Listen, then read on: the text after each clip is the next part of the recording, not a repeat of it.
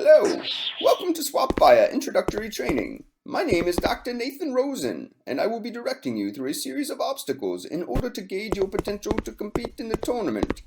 To begin, please press the 1 and 2 buttons independently on the Wii Remote to turn left and right.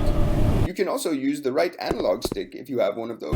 Use the control pad or left analog stick to move. Tilt the Wii Remote or use the right analog stick on another controller to adjust your gaze. You can use the minus button on the Wii Remote to calibrate the tilt or to invert the vertical axis of the right analog stick on the other supported controllers.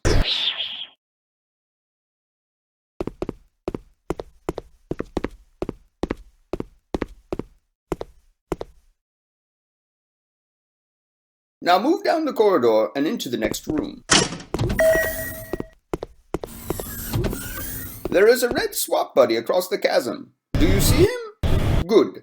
Now target the swap buddy and fire upon him. Fantastic! Do you realize what you've achieved? I hope so. You just traversed the universe through an Einstein-Rosen bridge, otherwise known as a wormhole. Albert Einstein and I conceived these constructs together back in the 1930s. With help from Boris Podolsky, we also stumbled upon the EPR paradox. That is not so important right now, though. Don't worry about it. Now here we will explain a bit about your suit, also known as retro quantum armor. This suit has amazing properties.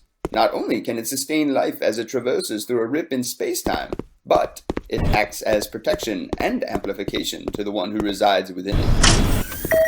For example, here you see a wall that is 11 meters tall. An ordinary biped would be lucky to jump just a tenth of that height. But seeing as you currently reside inside a suit of retro quantum armor, you can handily leap over the wall. Please. Fun, isn't it? Please proceed to the next chamber. Here, you will notice you can go no further.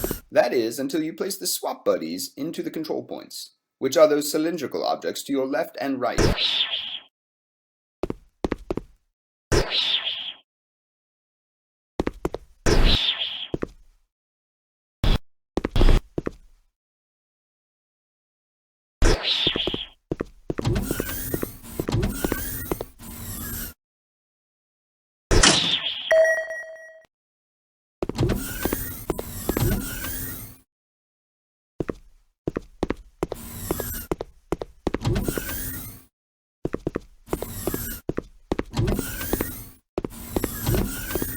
Great job!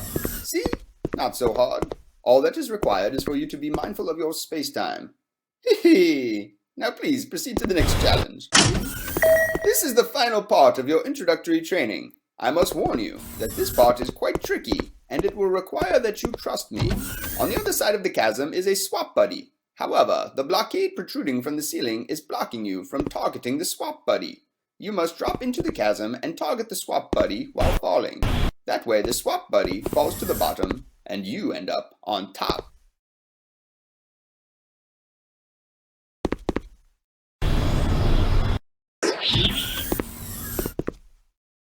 Woohoo! You did it!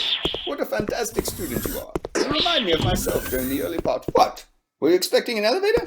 Go ahead and jump and I'll swap you on the way down.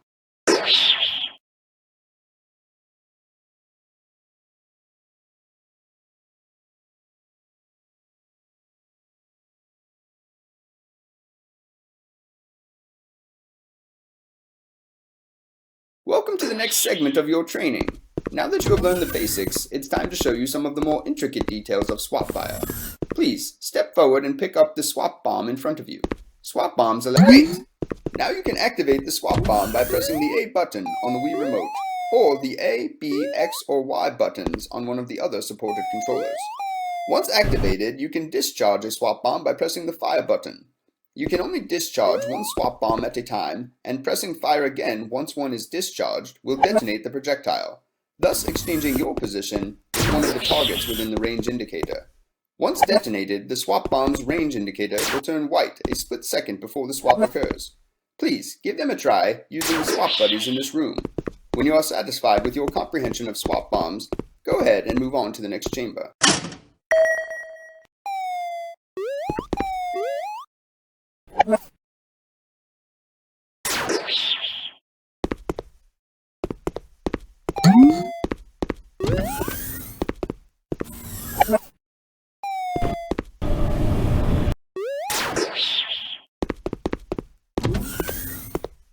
Previously, we covered your suit's amazing ability to achieve high vertical standards. By collecting now press the power-up button to activate the extreme jump.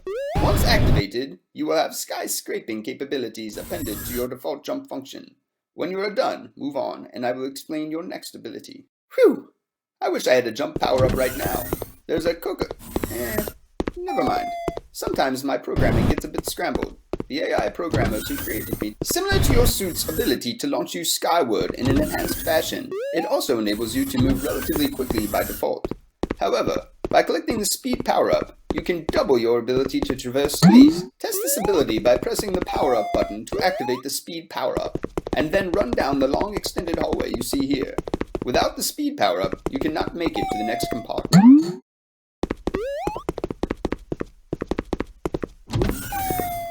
Thus far, we've covered a new way to swap with other combatants, as well as enhancements for standard space-time traversal. One thing we haven't covered is defense. By default, your only defense is to hide from other combatants, or to mystify them with a series of unpredictable— Thank you! Now, by pressing the power-up button, you can activate it, which will give you immunity from other combatants' Einros cannons. Note that it will not protect you from their swap bombs, though. Great job! You've learned quite a bit to this point, but we have one more element to cover. Your Einros cannon is an extremely accurate beam of concentrated particles, but as powerful as it is, there are limits. Specifically, the Einros cannon has a somewhat limited range by default that can impede your ability to swap with targets at a distance. The zoom power-up enhances not only your ability to see your targets, but it actually extends the Einros cannon's range. Please activate this ability by pressing the power-up button.